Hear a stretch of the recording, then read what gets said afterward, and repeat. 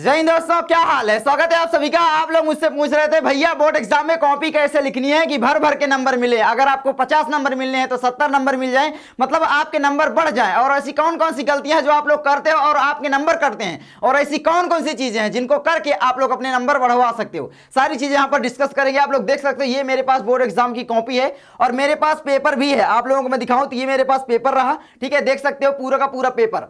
तो मैं आपको पेपर तो बताता रहता हूं, पूरा का पूरा सॉल्यूशन भी बताता रहता हूं। पूरा जो कॉपी लिखी गई है यही वाले पेपर की सॉल्यूशन है, आप लोग देख सकते हो, ठीक है, पूरा का पूरा पेपर।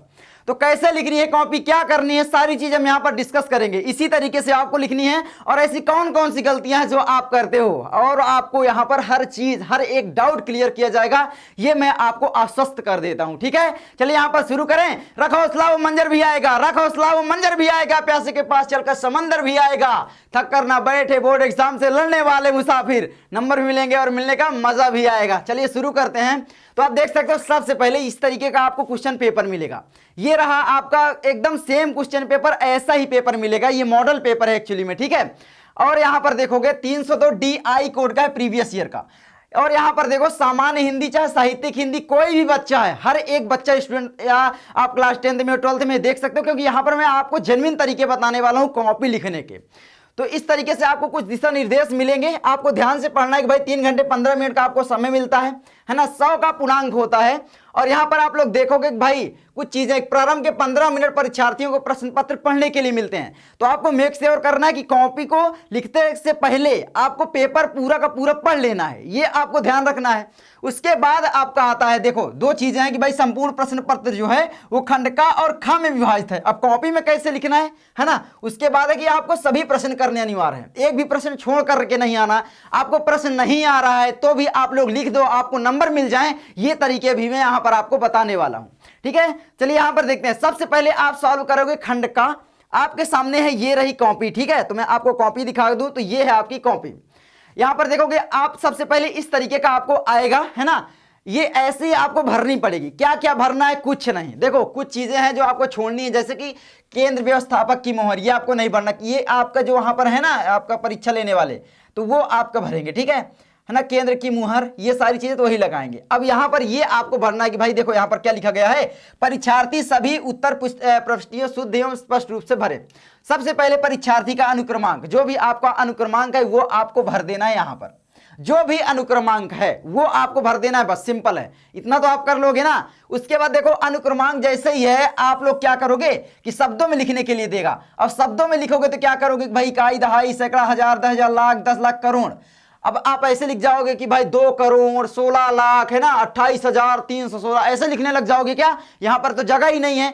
आपको ध्यान से देना है। ये क्या है कि भाई अगर यहां 2 लिखा है ना तो 2 लिखो, कॉमा करना। देखो यहां पर कॉमा नहीं किया गया है, ये गलती है, ठीक है। अगर आप कोई भी हिंदी का शब्द लिख रहे हो जोड़ के नहीं लिखना, पहली बात। ये देखो मेरे पास कॉपी एक्चुअली में है ना, जिसने लिखा है उसकी है। तो देखो ये आप यहां पर है तो कॉमा आपको कर करके यहां पर लिखना चाहिए था। 2 1 6 2 8 3 1 6, ठीक है। ये आपका हो गया। आपको यहां पर विषय डालना है सामान्य हिंदी, और यहां पर प्रश्न पत्र आप लिखोगे, पहला लिख दो, कुछ भी लिखो या छोड़ भी सकते हो, या फिर लिख दो केवल, क्योंकि भाई एक ही होता है। पहले होते थे कई सारे पेपर तो लिखते थे कि भाई पहला है, दूसरा है, तीसरा। अब यहां पर ध्यान से देखना है, ये है आपका प्रश्न पत्र अंकित संकेतांक, इसको ध्यान से भरना है। अगर आपने इसको गलती किया पूरा का पूरा नंबर कटेगा। क्या है ये आपको कोड भरना है। कहां मिलता है मैं आपको पेपर सहित दिखा देता हूं। ये रहा आपके सामने पेपर, ठीक है। यहां पर आप अगर देखोगे तो ये वाला जो कोड होता है ये विषय कोड होता है, इसको आपको नहीं भरना, ध्यान रखना। बहुत सारे बच्चे भर के चले आते हैं ना, आपको यहां पर कुछ करना है। ये यहां पर आपको ऐसा मिलेगा 302 DI DJ DK, इस तरीके से कुछ भी मिल सकता है ना। तो ये चीज आपको ध्यान रखना है, भरना है आपको अपने पेपर में, ठीक है। कॉपी लिखते समय, पेपर में नहीं कॉपी में, क्योंकि पेपर का कोड होता है ये। तो प्रश्न पत्र कोड यही होता है, तो आपको यही भरना है। ध्यान दोगे ना। अब तो आप भर दोगे। ये देखो भरा गया 302 DI। उसके बाद यहां पर है भाई परीक्षा की तिथि एवं पाली। तो परीक्षा जो है वो क्या है भाई 24 तारीख को आपके, तो 24 लिख दोगे, है ना। आपका दूसरा महीना 2025, और आपका यहां पर द्वितीय लिखा गया है। अगर आप 10th में हो तो प्रथम पाली में होगी, तो यहां पर आपको लिखना है प्रथम। सेम ही रहता है दोनों का, कोई ज्यादा बदलाव होता नहीं है। लेकिन ये 12th वालों की कॉपी एक्चुअली में। केंद्र का नाम आपका जो आई कार्ड मिलेगा उसमें आपका लिखा रहेगा, प्रवेश पत्र जिसको आप कहोगे। उसमें आपका मिला मतलब लिखा रहेगा, ये आपको ध्यान रखना है, ठीक है। उसका जो भी जितना जैसे लिखा है पूरा का पूरा वैसे ही लिख देना है। अंग्रेजी में लिखा है तो अंग्रेजी में लिख सकते हो, हिंदी में लिखा है तो हिंदी में लिख सकते हो, कोई दिक्कत नहीं है। जैसे लिखा है देख देख करके आराम से एक भी गलती ना करते हुए भर देना है। भर लोगे इतना, उसके बाद हमारा आता है देखो ये परीक्षा का कक्ष संख्या, जिस रूम में आप बैठे हो अगर ये है तो भर देना है। उसके बाद यहाँ पर आपका कक्ष निरीक्षक का पूरा नाम एवं हस्ताक्षर है ना, कक्ष निरीक्षक यहाँ पर भरना है। ध्यान देना, जो कक्षा में निरीक्षक कर रहे हैं वो आपको नहीं करना है भाई, है ना, ये चीज ध्यान रखना। कक्ष निरीक्षक का यहाँ पर दिया गया है, ये यहाँ पर आपको नहीं करना। अगर ऐसे आ जाए ध्यान से पढ़ना है, कॉपी बदलती रहती ये भी मैं आपको बता दूं, ठीक है। कैसी कॉपी आपको मिले ये आप ध्यान रखना, एक ही तरह की नहीं होती, लेकिन हाँ ऐसे ही चीजें भरनी है आपको, इधर पढ़ना है फिर भरना है। ध्यान दोगे ना आप गलती नहीं करोगे ना, हाँ विकास भैया नहीं करेंगे। उसके बाद यहाँ पर दिनांक जो भी है आपको लिख देना है। दिनांक आपका क्या हो जाएगा, है ना, कौन सा दिन आपका है, सोमवार पड़ेगा 24 को, हाँ सोमवार पड़ेगा, है ना, हाँ सोमवार पड़ेगा, ठीक है। तो सोमवार लिखना है, दिनांक तो देगा ही देगा, ठीक है। इस तरीके से आपको करना है। अब यहां पर देखो ये चीजें सारी आपको छोड़ देनी है, अब कुछ नहीं करना है, ठीक है। अब यहां पर आपको लिखना कैसे है, सबसे पहले आप लोग पेपर देखोगे तो यहां पर आप लोग देखोगे पेपर ये रहा, ठीक है। सबसे पहला खंड ये है खंड का, ठीक है। उसके बाद पहला प्रश्न कहता है का नंबर कि भाई आचार्य रामचंद्र शुक्ल ने हिंदी गद्य की प्रथम पुस्तक माना है। बहुत सारे बच्चे क्या करते हैं पूरा का पूरा प्रश्न लिखने लग जाते हैं। आपको ये गलती नहीं करना है, आपको केवल आंसर लिखना है, क्योंकि टाइम बहुत ही कम होता है, लिमिटेड होता है भाई, कम पड़ जाता है। अगर आप प्रश्न लिखने लग गए, पूरा पेपर छापने लग गए तो 1 घंटे वैसे ही चले जाएंगे। तो आपको केवल आंसर लिखना है, शॉर्ट में एकदम आसान भाषा में, बस पूरे नंबर मिलेंगे, ये ध्यान रखना है। उसके बाद देखो ये आपका क्या हो जाएगा भाई, किसको माना है तो नासिकेतोपाख्यान को माना है, ठीक है। दूसरा आपका जैसे कि गुलाब राय की रचना मेरी असफलताएं, ये आनी यानी है ना, तो ये क्या हो जाएगी भैया, ये गुलाब राय की रचना मेरी असफलताएं जो है वो क्या है भैया, आत्मकथा है ना। तो ये चीज ध्यान रखना। और उसके बाद ब्राह्मण पत्रिका के संपादक प्रताप नारायण मिश्र, मैंने बार बार बताया है इसी तरीके से। अब यहाँ पर कॉपी में कैसे लिखना है, ये रही आपकी कॉपी। सबसे पहले यहाँ पर देखोगे गलती नंबर 1, इसीलिए मैं बोल रहा हूं गलती नंबर 1। क्या गलती है भैया, यहां पर देखो खंड नहीं डाला गया। कौन सा खंड तुम सॉल्व कर रहे हो, बताया नहीं गया। यहां पर आपको लिखना चाहिए था, चाहे ऊपर ही लिख देना चाहे यहां लिख दो। मुझे लगता है जहां तक ऊपर लिख दोगे तो भी अच्छी बात है। यहां आप लिखोगे, क्या लिखोगे भैया, यहां आप लिखोगे, यहां पर आप लिखोगे, ये वाला है क्या पेन मैं यहां पर सिलेक्ट करूं, तो यहां पर आप लिखोगे खंड, है ना, खंड काले पेन से, है ना, का, ठीक है। तो खंड का सॉल्व कर रहे हो तो खंड का इस तरीके से लिख देना है और इस तरीके से बढ़िया अंडरलाइन कर देना है। उसके बाद प्रश्नोत्तर संख्या लिखना है। अब 1 आप कर रहे हो, अच्छी बात है, करो आराम से, अब कोई नहीं रोक रहा है तुमको। प्रश्नोत्तर संख्या 1 है ना। अब यहां पर आपको बार बार उत्तर लिखने की भी जरूरत नहीं है, कोई दिक्कत नहीं है। एग्जामिनर इतना तो बेवकूफ नहीं है ना, इतना बेवकूफ नहीं समझ सकते आप एग्जामिनर को, सही बता रहा हूं ना। तो यहां पर क्या करना है आपको, सबसे पहले कि भाई आप काका कर रहे हो, काका कौन सा विकल्प सही है, पहला, उसका विकल्प का जो आंसर है वो भी लिख देना है ताकि एग्जामिनर को दिक्कत ना हो, है ना, ये भी ध्यान रखना। और बार बार ये सही का चिन्ह जो लगाया जाता है ये आपको लगाने की जरूरत नहीं है, ये आपको ध्यान रखना है, क्योंकि वहां पर आपका सही विकल्प नहीं पूछ रहा है कि सही गलत आपको करना है, ये तो आपने लिख दिया है, एग्जामिनर के माइंड में आराम से आ जाएगा। भाई सोचो ना, आपका विकास भाई यही कॉपी चेक कर रहा है तो क्या करेगा, ये बार बार लिखने की क्या जरूरत है, कॉपी को भद्दा बनाता है, ठीक है। तो ये ध्यान रखना। उसके बाद एक भाई खा नंबर का दूसरा सही है तो यहाँ पर आत्मकथा लिख दिए। अब यहाँ पर देखो कि दूसरा कैसे सही है, देखो मैं यहाँ पर दिखाता हूँ आपको, ठीक है भाई, आ जा, ठीक है। ये देखो जैसे खा नंबर आया, गुलाब राय की रचना मेरी असफलताएं की विधा है, तो यहाँ पर आपका हो जाएगा आत्मकथा, तो आत्मकथा आपने लिख दिया, ठीक है। अब यहाँ पर देखो तीसरा सही है, तीसरा विकल्प यहाँ पर सही है, मेरी असफलताएं आत्मकथा विधा की रचना है। लेकिन भैया यहाँ पर क्या लिखा है, यहाँ पर क्या लिखा है, दूसरा नंबर, यही गलतियां हैं। यहां पर आपको करना चाहिए था तीसरा, है ना, तीसरा नंबर का सही है, फिर आत्मकथा, और ये विकल्प लिखा है तो नंबर आपको पूरा मिल जाता वैसे, है ना, क्योंकि इससे मतलब नहीं, ये आपने लिख ही दिया है। उसके बाद है आपका ग नंबर, है ना, प्रताप नारायण मिश्र। उसके बाद आपका देखो पुनर्नवा है, फिर माटी हो गई सोना, कन्हैयालाल मिश्र प्रभाकर की रचना है, यही आपसे पूछा है, देखो यहाँ पर, ठीक है। ये इसके बाद हजारी प्रसाद द्विवेदी का है ना उपन्यास कौन सा है, पुनर्नवा हो जाता है ना, ये आपका हो जाता है, ये तो ठीक है। उसके बाद आपका कन्हैयालाल मिश्र प्रभाकर की रचना माटी हो गई सोना, है ना, ये हो गया। उसके बाद देखो ये दूसरे का आ जाता है। अब दूसरा जैसे ही आप प्रवेश करोगे कैसे करोगे, सिंपल है, ऐसे ही लिखना है, बस आपको क्या करना है, प्रश्नोत्तर संख्या 2 डाल देना है। यहाँ पर देखो एक यहाँ पर चीजें हैं, एक ही यहाँ पर निपटाने की कोशिश की गई है। आप निपटा सकते हो क्योंकि भाई बहुविकल्पी कितना आता है, तो प्रश्नोत्तर संख्या आपने 2 डाला, 2 लाइन छोड़ सकते थे, है ना। उसके बाद यहाँ पर आपने लिख दिया। ध्यान ये रखना है कि अब यहाँ पर एक अगर आपका बच रहा है तो आगे फिर नहीं कर पाओगे, तो ये आपको ध्यान रखना है। लाइन अगर आपको बच रही है ना, टोटल कितने होते हैं, 5 होते हैं, तो 5 लाइन नीचे अगर बच रही है इसको लिखने के बाद, तो आप करोगे तो ज्यादा अच्छी कॉपी दिखेगी। हमको कॉपी भी नीट और क्लीन लिखनी है ताकि एग्जामिनर अट्रैक्ट हो। पता नहीं एग्जामिनर किससे लड़ाई करके घर में आ रहा है और आपकी कॉपी देखते ही भाई मजा आ जाए, बिल्कुल चुम्मेश्वरी हो जाए कि भैया क्या कॉपी लिखी है बच्चे ने यार। आंख बंद बंद करके नंबर देगा। कोई गलतियां कुछ करोगे ना उसको सुधार करके नंबर देगा एग्जामिनर।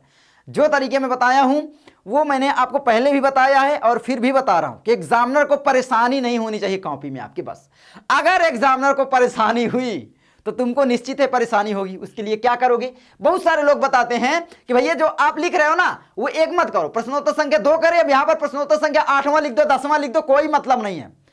मैं आपको कहूंगा अगर आपको ऐसे ही करना है तो एक चीज जरूर ध्यान रखना कि खंड का डाले हो तो खंड का के जितने प्रश्न हैं एक ही पोर्शन में हो, एक साथ हो, चाहे पहला लिखो फिर बाद में तीसरा लिखो, दूसरा लिखो, चाहे जो भी लिखो। मैं तो आपको कहता हूं लाइन वाइज लाइन लिखोगे ना तो एग्जामिनर को जांचने में आसानी होती है। ये जो पेपरवा होता है ना इसको एग्जामिनर बार बार ऐसे नहीं पलटता है, वरना आपकी कॉपी चेक करते समय बार बार पलटेगा, क्वेश्चन नंबर देखेगा, उसके बाद जांचेगा। हो सकता है उसको याद हो जाए, बात अलग है, नहीं देखेगा तो ही पेपर।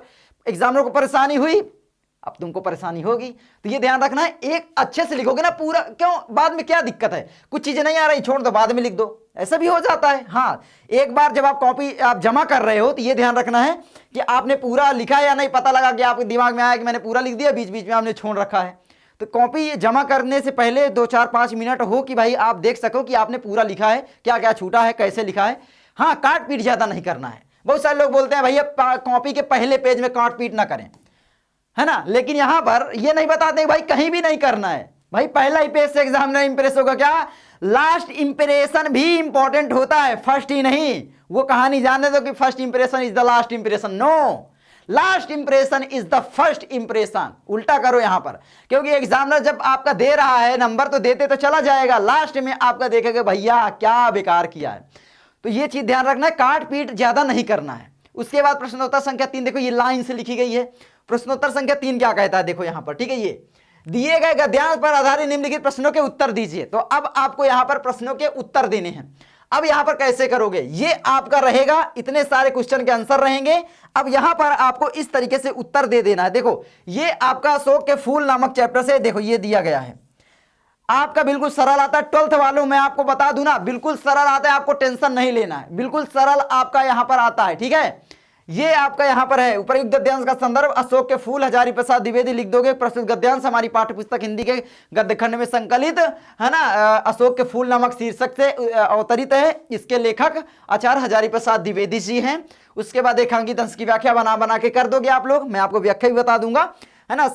और यहाँ पर है आपका संस्कृति के किस कवि ने अशोक को सम्मानित किया है, अशोक पर फूल आने के संबंध में लेखक के क्या विचार हैं। यहाँ पर आप लोग देखोगे फूल आने के संबंध में क्या क्या विचार हैं।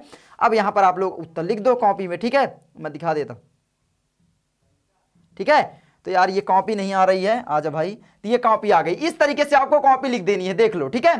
तो इसी तरीके से आपको कॉपी लिखनी है। अब आपको टेंशन नहीं होगी, मैंने बता दिया है जो भी है, आप लोग कॉपी देख लो। बाकी ये पूरी कॉपी देखना चाहते हैं तो आप लोग मुझे कमेंट कर दो, बता दूंगा। बाकी कॉपी देख लो आप लोग कैसे लिखी गई है, कोई भी गलतियां यहाँ पर ज्यादा नहीं है, ठीक है, आप लोग देख सकते हो। चलिए ये आपकी कॉपी लिखने का तरीका, बिल्कुल जेन्युइन तरीका जो मैं आपको बता रहा हूं। जैसे कि यहाँ पर संदर्भ व्याख्या आपको करनी है, बता देता हूं। देखो यहाँ पर प्रश्नोत्तर संख्या 3 में है, ये आपको संकेत दे देना है। संकेत के बाद यहाँ पर संदर्भ लिखना है ना, पूरा संदर्भ आपने लिखा, जैसे मैंने बताया पूरा लिख दिया आपने। उसके बाद है आपका कई तरीके हो सकते हैं संदर्भ लिखने के, है ना। रेखांकित अंश की व्याख्या, इस तरीके से आपको व्याख्या कर देनी है, ठीक है। आपको ये आपको हेडिंग जरूर डालना है। अब यहाँ पर एक चीज है, जैसे बार बार उत्तर लिखने की जरूरत नहीं है। यहाँ पर प्रश्नोत्तर संख्या 3 डाला आपने, उसके बाद ये संकेत आपने दिया, उसके बाद यहाँ पर संदर्भ लिखना। तो यहाँ पर भी आप लिख सकते हो कि भाई आप प्रश्नोत्तर संख्या 3 का कर रहे हो। तो यहाँ पर ये क्यों लाइन खींची जाती है, ये लाइन आखिर क्यों खींची जाती है, आप मुझे बताओ ना। हाँ, दोनों तरफ कॉपी की लाइन नहीं खींचना, इधर भी लाइन नहीं खींचना, ये ध्यान रखना है। एक ही बाएं तरफ एक पटरी के बराबर लाइन खींचो, बस का खा गा घा विकल्प रखने के लिए रहे। यहाँ पर आप लिखोगे का, उसके बाद आप लोग यहाँ पर लिखोगे, फिर उसके बाद लिखोगे खा, इसके बाद ये यहाँ पर हो जाएगा, फिर उसके बाद गा, ये यहाँ पर आप आंसर लिख दोगे इस तरीके से। यहाँ पर भी आप लोग का खा गा घा ऐसे डाल सकते हो, जो भी रहेगा, है ना, पहला दूसरा तीसरा कुछ भी हो, है ना, ये आपको ध्यान रखना है। ये रेखांकित दस की व्याख्या हो गई, है ना। गाय आपका संस्कृत के किस कवि ने, कालिदास ने अशोक को अपने साहित्य में स्थान दिया है। उसके बाद गाय अशोक पर फूल आने के संबंध में लेखक के अनुसार मनुष्य की मनोवृत्ति में परिवर्तन हुआ है ना। अशोक में जब फूल आता है तो क्या होता है, लोगों के मतलब मानसिक स्थिति बदल जाती है ना। ये चीजें हैं, कोई भी है यार, पैसा आने पर घमंडी हो जाता है इंसान, ऐसे ही है। आगे आपका, अब उसके बाद यहां पर आप लोग देखोगे ये प्रश्नोत्तर संख्या 4 स्टार्ट हुआ। ये आपका काव्य वाला प्रश्न आएगा, है ना। काव्य वाला में आपका होगा कि भाई संदर्भ लिखना। अब यहां पर एक गलती नहीं करना, प्रस्तुत पद्यांश यहां पर लिखना है। बहुत सारे बच्चे गद्यांश लिख देते हैं, काव्य या काव्यांश लिख सकते हो। प्रस्तुत काव्यांश या काव्य पंक्तियां या काव्यांश ज्यादा अच्छा होता है, या पद्यांश, है ना। का शीर्षक देखो पहले लिख दिया गया, पवन दूतिका एवं इसके रचयिता अयोध्या सिंह उपाध्याय हरिऔध ने, बिल्कुल सही है, ऐसे भी है। या आप लिख सकते हो प्रस्तुत काव्यांश हमारी पाठ्य पुस्तक हिंदी के, है ना, काव्य खंड में संकलित पवन दूतिका नामक शीर्षक से उद्धृत है, एवं इसके रचयिता अयोध्या सिंह उपाध्याय हरिऔध जी हैं, है ना, ये चीज है। उसके बाद आपका यहाँ पर है, पवन दूतिका द्वारा राधा जी ने श्री कृष्ण को संदेश भेजा है। यहाँ पर प्रश्न पूछा गया था कि भाई पवन द्वारा राधा ने क्या किया है, तो संदेश भेजा है। उसके बाद रेखांकित अंश की व्याख्या। ये सारे प्रश्न 2-2 नंबर के रहते हैं, ऐसे एग्जामिनर आपको देते चला जाएगा, दिक्कत नहीं होगी। उसके बाद यहाँ पर है घ नंबर, भगवान श्री कृष्ण नवीन मेघ जैसी शोभा वाले और कमल जैसे नेत्रों वाले हैं। पूछा है ना कि भगवान कृष्ण कैसे हैं, उनकी रूपरेखा कैसी है, किस तरीके से दिखते हैं, है ना, तो सांवले हैं। ये सारी चीजें आप यार एक आपने शो देखा होगा, उसमें है ना श्री कृष्ण लीला वाला, मैंने पूरा देख रखा है, तो मुझे ये सब पढ़नी नहीं पड़ते हैं, पूरा का पूरा कहानी मालूम है, कृष्ण क्या किए, है ना, मामा जी को अपने मारे, क्या क्या, है ना, सारी चीजें, देवकी जी पूरे पुत्र थे, इस तरीके से। उसके बाद यहाँ पर उत्तर, तो इसीलिए बोलता हूँ, आपने अगर देखा होगा तो ये सब आप आराम से कर लोगे, पढ़े भी नहीं रहोगे तो। जैसे कि यहाँ पर देखो इंपॉर्टेंट चैप्टर जो है रामायण से रिलेटेड है ना। और यहाँ पर श्रद्धा मनु एक इंपॉर्टेंट है थोड़ा सा, श्रद्धा मनु जयशंकर प्रसाद का, है ना, कामायनी से जो है। और यहाँ पर आपका कैकेयी का अनुताप इंपॉर्टेंट है ना, कैकेयी का अनुताप, और ये पवन दूतिका से लिया गया है, तो कैकेयी का अनुताप, है ना, वो वाला भी इंपॉर्टेंट चैप्टर, तो आप लोग पढ़ लेना, है ना। तो ध्यान रखना, मैथिली शरण गुप्त जी का है ना, साकेत नामक उनकी रचना से लिया गया है ना, कैकेयी का अनुताप शीर्षक है, ठीक है। तो ये चीज है। उसके बाद प्रश्नोत्तर संख्या 5 यहाँ पर देखोगे, हजारी प्रसाद द्विवेदी, है ना, ये यहाँ पर आपका ये देखो 5वां पूछा है ना, 5वां जैसे ही आप देखोगे यहाँ पर, तो 5वां आपका क्या कहता है यहाँ पर, ठीक है, थोड़ा सा यार यहाँ पर आजा भाई, ठीक है। तो ये यहाँ पर देखोगे, ये यहाँ पर 5वां नंबर, तो 5वें नंबर पर आप जैसे ही जाओगे, ये देखो आपको यहाँ पर लिखना है साहित्यिक परिचय। सामान्य हिंदी वाले साहित्यिक परिचय लिखते हैं, और जो साहित्यिक हिंदी होती है, 2 हिंदी, क्योंकि जो आर्ट साइड से होते हैं कई लोग, वो साहित्यिक हिंदी पढ़ते हैं, उनके लिए जीवन परिचय आता है। ये आप साइंस साइड पढ़ते हो ना, फिजिक्स केमिस्ट्री बायोलॉजी या मैथ लेकर के, तो ये आपको सामान्य हिंदी पढ़ना पड़ता है, सरल होती है थोड़ा सा, उसमें संस्कृत पोर्शन ज्यादा होता है। तो यहाँ पर ये देखो 3 आपके रहेंगे, इसमें से किसी एक का केवल साहित्यिक परिचय देना है। बहुत सारे लोग बोलते हैं भैया आपको क्या करना है, जीवन परिचय साहित्यिक परिचय, भाई 2-4 पेज में लिखना बताते हैं। भाई इतने लिखने की जरूरत नहीं है, 2 नंबर की रचनाएं होती है, 3 नंबर इसको लिखने के लिए मिलते हैं, तो 3 + 2 होता है, देख लो 5 नंबर, तो 3 नंबर लिखने के लिए केवल 1 पेज में आ जाए, तो 1 पेज में केवल साहित्यिक परिचय लिख सकते हो, जीवन परिचय नहीं। जीवन परिचय लिखना भी है तो आप ये संक्षिप्त परिचय में जीवन परिचय लिख दो बस, ठीक है। उसके बाद इधर साहित्यिक परिचय लिख दो, उन्होंने क्या किया, क्या क्या कृतियां लिखे, है ना, हिंदी के विकास में उन्होंने क्या क्या योगदान दिया, ये सारी चीजें लिखोगे बस। उनकी भाषा शैली कैसी है ना, उन्होंने कौन कौन से छंदों का प्रयोग किया, है ना, किस तरीके से व्याकरण का प्रयोग किया, कौन कौन से शब्द इस्तेमाल किए, उनको कौन कौन सी भाषाएं आती थी, इस तरीके से लिखनी है। सरल है, मैंने बता ही दिया यहीं पर, ठीक है। बना करके लिखना मैं आपको जल्दी बता दूंगा, तो ये आपका खत्म हो जाएगा। उसके बाद ये यानी जीवन पर यही साहित्यिक परिचय में आपका कवि परिचय आएगा, तो इसमें आपका मैथिली शरण गुप्त हो गया, जयशंकर प्रसाद आपने 10th में ही पढ़ लिया है ना, और रामधारी सिंह दिनकर अज्ञे इंपॉर्टेंट है ही है, महादेवी वर्मा सुमित्रानंदन पंत हो गई, और यहाँ पर जयशंकर प्रसाद हो गया, और यहाँ पर अयोध्या सिंह उपाध्याय हरिऔध भी इंपॉर्टेंट है, जिन्होंने पवन दूतिका नामक चैप्टर लिखा है, याद रखोगे। आगे बढ़ते हैं, है ना। रामधारी सिंह दिनकर का क्या है बताओ मुझे कमेंट करके, शीर्षक कौन सा है ना। आगे बढ़ते हैं, पंचलाइट कहानी के उद्देश्य पर प्रकाश डालना, उद्देश्य पूछना ही पूछना है पंचलाइट कहानी का, या तो यहाँ पर सारांश पूछ लेता है। तो पंचलाइट कहानी एक बार आपको पढ़ लेना है, फिर बना करके लिखना है, 5 नंबर में आता है। केवल आपको क्या करना है, 1 पेज में लिखना है। मैं आपको दिखाता हूं यहाँ पर थोड़ा सा, है ना, यहाँ पर मैं अगर आपको कॉपी दिखाऊं तो देखो यहाँ पर कॉपी, ठीक है, ये आपकी कॉपी है। यहाँ पर ये देखो यहाँ पर साहित्यिक परिचय लिखा गया है या नहीं, पांचवें का देखो यहाँ पर हजारी प्रसाद द्विवेदी का लिखा गया है जीवन परिचय। ये जीवन परिचय लिखने की भी जरूरत नहीं होती, मैं बार बार बताया हूं, अगर आपको आता है तो लिख दो, लेकिन मुझे जहां तक लगता है नहीं लिखना चाहिए। ये साहित्यिक परिचय आपको लिखना है, लेकिन इसी साहित्यिक परिचय को थोड़ा सा बड़ा कर लेना है याद करने में। मैं जल्दी बताऊंगा कैसे लिखना है, क्या करना है, लेकिन पूरे यूट्यूब में ऐसे ही बताया जाता है। जो पूछा जा रहा है वही भाई बता ही नहीं रहे हो। साहित्यिक परिचय पूछा, साहित्यिक परिचय बताओ, साहित्यिक योगदान बताओ ना भाई। क्यों जीवन परिचय के पीछे हम पढ़े? जीवन परिचय तो साहित्यिक हिंदी वालों को बताना है, तो साहित्यिक हिंदी जो जो पढ़ रहे हैं वो जीवन परिचय बताएंगे, ओबियसली सी बात है ना। ये हमारी सामान्य हिंदी थी। उसके बाद कृतियों में आपको ज्यादा से ज्यादा रचनाएं लिखने की कोशिश करनी है ना, विधा सहित। ये जैसे लिखा गया देखो कि भाई उपन्यास इनके बाण भट्ट की आत्मकथा इंपॉर्टेंट है ना, चारुचंद्र लेख, अनाम दास का पोथा, है ना, ये हो गया। देखो अनाम दास का पोथा आप ऐसे कामा करके इधर लिख सकते थे, ठीक है।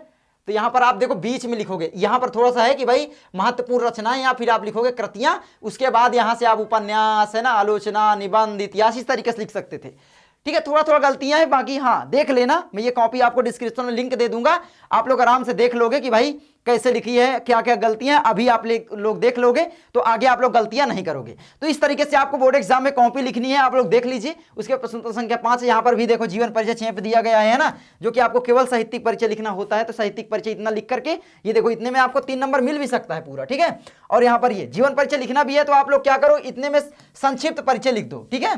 बहुत ज्यादा लिखने की जरूरत नहीं है, बाकी आप लिख सकते हो, ये छोटा सा ही है, याद हो अगर, कोई दिक्कत नहीं है वाली बात। लेकिन मैं जो बता रहा हूं कि भाई जो आपका पेपर में पूछ रहा है वही आप लोग आंसर दोगे तो भी बेटर रहेगा, कोई दिक्कत नहीं है, कोई नंबर नहीं कटेंगे, ठीक है। अच्छा बताओ, तुमसे पूछा साहित्यिक परिचय, तुमने यहां पर साहित्यिक परिचय लिखा, मैं कॉपी चेक कर रहा हूं, किस हिसाब से मैं तुम्हारे नंबर काटूंगा? क्या तुमसे मेरी दुश्मनी है? नहीं है ना। तो बिल्कुल सिंपल है ना। उसके बाद यहां पर देखोगे, मैं आपको बताऊं तो ये देखो कहानी में बहादुर कहानी का सारांश यहां पर लिखा गया है, ठीक है। ये सारांश इतना देखो, मैंने बताया ना कि एक पेज में आप लोग लिख सकते हो बस 5 नंबर के लिए, थोड़ा सा बड़ा लिखा जा सकता था, वैसे लिखा गया है। ये देखो उद्देश्य सारांश में सबसे पहले आपका आता है भाई शीर्षक क्या है ना, कहानी का शीर्षक संक्षिप्त, ये पूरा लिख दोगे आप लोग, स्क्रीनशॉट ले लो, पढ़ लो, ठीक है। ये देखो अच्छा लिखा गया है, काफी अच्छा है, ठीक है। कथानक लिखा गया, फिर पात्र तथा चरित्र चित्रण, और उद्देश्य क्या है भाई, इस कहानी को लिखने का उद्देश्य क्या है, जो लेखक थे उद्देश्य क्या है, इसको बोलते हैं कथा साहित्य। याद रखोगे ना, कहानी को कथा साहित्य बोला जाता है, उसी में आपको लिखना होता है कथा साहित्य, ठीक है।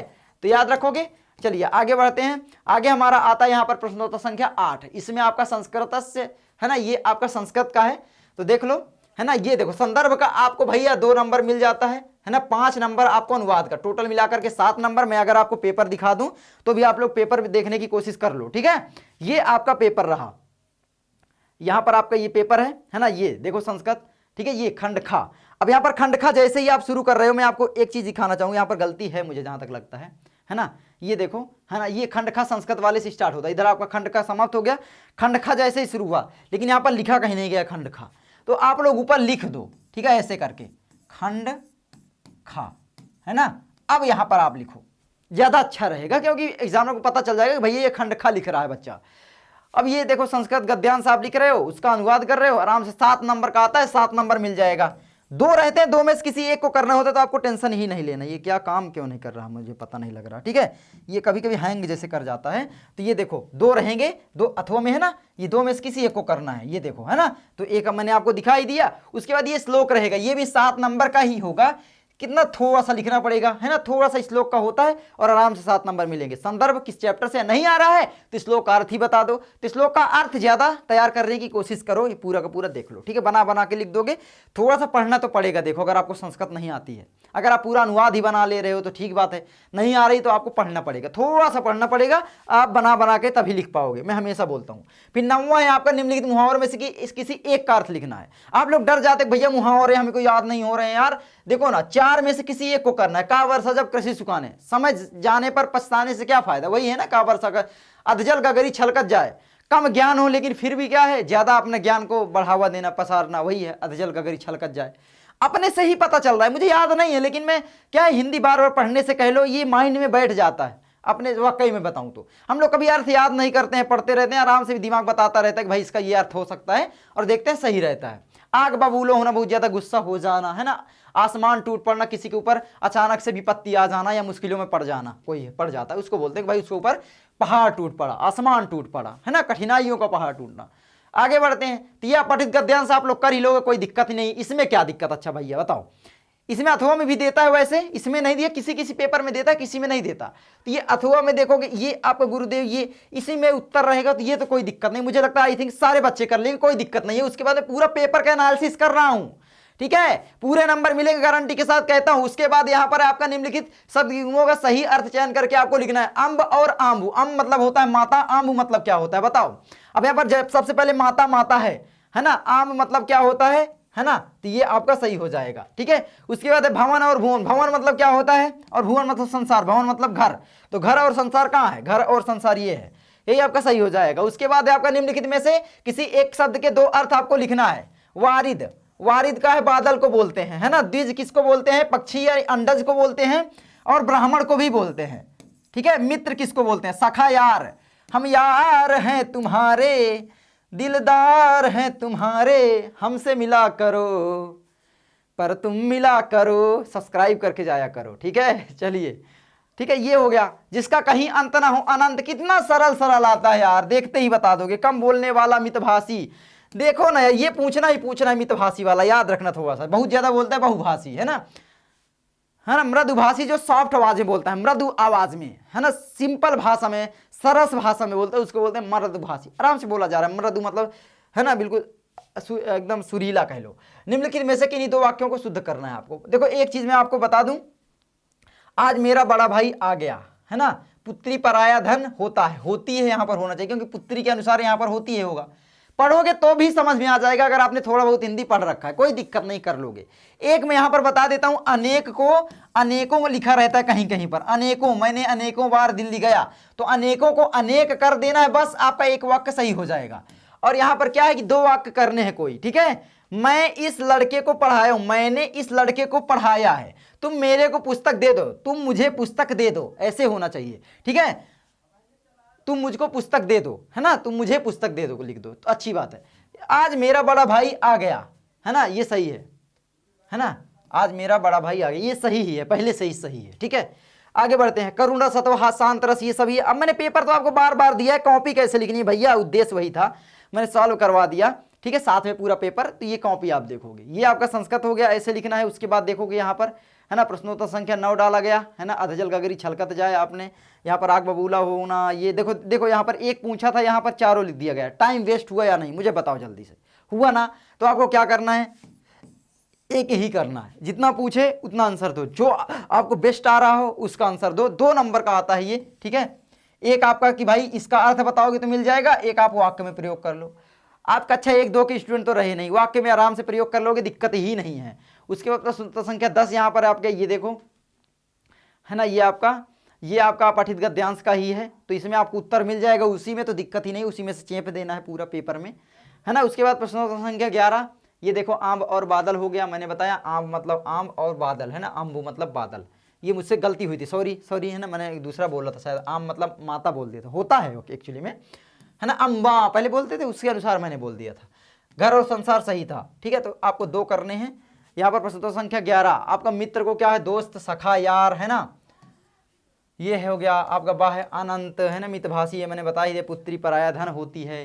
देखो यहाँ पर 2 को करना है, अब यहाँ पर 1 का ही किया गया है, देख लो थोड़ा सा, ठीक है, ये गलती हुई है, जैसे घा का पहला और दूसरा 2 करना चाहिए, मैं आपको दिखाऊं थोड़ा सा, यही गलतियां तो आप लोग करोगे थोड़ा थोड़ा, और इसी में तो आपके नंबर कटेंगे मेरी जान, ठीक है। देखो यहाँ पर अगर आप लोग देखोगे वाक्यों को सुधारना तो 2 वाक्यों को करना है, लेकिन यहाँ पर क्या है, 1 वाक्य ही लिखा गया जल्दबाजी में, ये देखो, दूसरा कहाँ गया भैया, कहाँ गया दूसरा, ऐसे ही नंबर कटेंगे। यही सारी गलतियां मैं आपको बता रहा हूं, नहीं करना है तुमको। प्रश्नोत्तर संख्या 12, करुण रस का स्थायी भाव शोक होता है, यही शोक नामक स्थायी, बिल्कुल सरल परिभाषा मैंने 10th में आपको बताई थी हिंदी की, क्या है, कोई भी आपको आ जाए उसका केवल स्थायी भाव याद करो बस, और ये देखो उसकी फीलिंग क्या है। यार ये याद करने की चीज है क्या, बस उदाहरण याद करो, बच्चे रटने लग जाते हैं। करुण रस का स्थायी भाव शोक है, शोक मनाते हैं, हमको रोते कब हैं, कोई हमारा जब प्रिय छूट जाए, हमसे बिछड़ जाए, कोई हमारी प्रिय चीज वस्तु छीन जाए, हमारा सम्मान नष्ट हो जाए, हमारा गौरव नष्ट हो जाए, मेरा कंप्यूटर है बिगड़ जाए मैं रोऊंगा, मेरा डिजिटल बोर्ड है बिगड़ जाए मैं रोऊंगा, मेरा पेन टूट जाए मैं रोऊंगा। क्या है, करुणा का भाव आ रहा है, हो गया करुण रस। हास्य रस क्या है, जहां हंसी आ जाए, कब हंसते हैं, किसी लूला हंसना नहीं चाहिए, देख लें अंधे व्यक्ति को देख लें हंसने लग जाते हैं, ही दांत चीर देते हैं, ठीक है, हो गया। जैसे पिक्चर को देख करके, कोई अच्छा सीन देख करके मूवी में हंसी आ जाती है, हो गया भाई कॉमेडी देख के हंसी आ जाए, तो करुण रस पूछा जाएगा। तो याद रखना करुण रस के स्थायी भाव शोक है। इस शोक नामक स्थायी भाव जब विभाव अनुभाव एवं संचारी भाव संयोग करता है तब करुण रस की निष्पत्ति होती है। या फिर आप कह सकते हो जब हमसे कोई प्रिय व्यक्ति वस्तु या गौरव सम्मान ये सब हमारा नष्ट हो जाता है तो हमें जो दुख का भाव होता है वही शोक होता है। वही शोक नामक स्थायी भाव जब विभाव अनुभाव एवं संचारी भाव से संयोग करता है तब शोक रस की करुण रस की निष्पत्ति होती है ना। मणिखोए भुजंग सी जन्नी फन सा पटक रही थी शीस, अंधी आज बनाकर मुझको किया न्याय तुमने जगदीश। ये करुण रस का एक्चुअली में उदाहरण आप लिख सकते हो। बाकी इसमें कौन सा उदाहरण है देख लो, है ना। इस करुणा कलित हृदय में अब विकल रागनी बजती, क्यों हाहाकार स्वरों में वेदना आसीम गरजती। सही बात है, ये भी सही है, कोई दिक्कत नहीं है। उसके बाद है आपका उत्प्रेक्षा अलंकार, है ना। अलंकार यहाँ पर पूछे, क्योंकि यहाँ पर देखो आपने लिख दिया करुण रस, अथवा में देगा, दो में से कोई एक करना है। बस ध्यान ये रखना है आपको कि भाई दो में से किसी एक को ही करना है, ठीक है। यहां पर देखो ना, दो में से किसी एक को ही करना है, ठीक है। ये देख लो, अथवा में देगा ना तो एक को ही के शांत रस का स्थायी भाव निर्वेद है। जब हमें भगवत भक्ति की प्राप्ति हो जाती है, भक्ति भावना में लीन हो जाते हैं, हम शांत हो जाते हैं। शांति मिलती है, किस चीज से मिलती है? कबीरदास के दोहे सुनो, बहुत शांति मिलती है। सुबह सुबह सुनो, मैं सुनता हूं भाई, ठीक है, बहुत शांति मिलती है। हो गया शांत रस। उसके बाद है आपका यहाँ पर श्लेष और उत्प्रेक्षा अलंकार, चौपाई और दोहा छंद, ठीक है। तो ये आपका लिख दोगे भाई, चौपाई छंद क्या है, दोहा छंद क्या है ना। दोहा छंद सोठा का उल्टा होता है, लिख दो। सोठा छंद आपने 10th में पढ़ा, उसका उल्टा बना दो बस, सिंपल। कितनी मात्राएं क्या है। उत्प्रेक्षा अलंकार, उपमा अलंकार, ये सब पूछे जाते हैं, ठीक है। हो गया आपका। यहाँ पर आप कॉपी कैसे लिखोगे, देखो यहाँ पर मैं आपको दिखाता हूँ, ये कॉपी है, ये आप लिख दोगे, कोई दिक्कत नहीं है। देखो इसमें मात्रा लिख दिया गया, बहुत अच्छी बात है।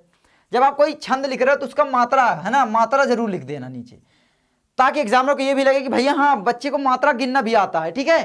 10th से सरल कर दिया गया है, क्योंकि यहाँ पर आपको केवल एक उदाहरण देगा, पहचानने के लिए नहीं देगा, जो याद है उसी को चेप दो। उसके बाद प्रश्नोत्तर संख्या 13, ये है आपका पत्र लेखन। पत्र लेखन आराम से आप लोगों को लिख देना है। पत्र लेखन देख लो कितने नंबर का आता है यहाँ पर, ठीक है। तो ये देखो पत्र लेखन आपका रहेगा, है ना। पत्र लेखन यहाँ पर कितने नंबर का, देखो 6 नंबर का, है ना। 6 नंबर आपका आराम से मिल जाएगा। छात्रावास, तो भाई लाइट चली गई है ना। चलो कोई बात नहीं, मेरा जो उद्देश्य था वो मैंने आपको बता दिया। मैं आई होप आपसे आशा करता हूं कि वीडियो अच्छी लगी होगी। अगर अच्छी लगी लाइक करना, चैनल पर नए हो सब्सक्राइब करना। मैं मिलता हूं आपसे अगली वीडियो में। नमस्कारम, जय हिंद, जय भारत, नमस्कार।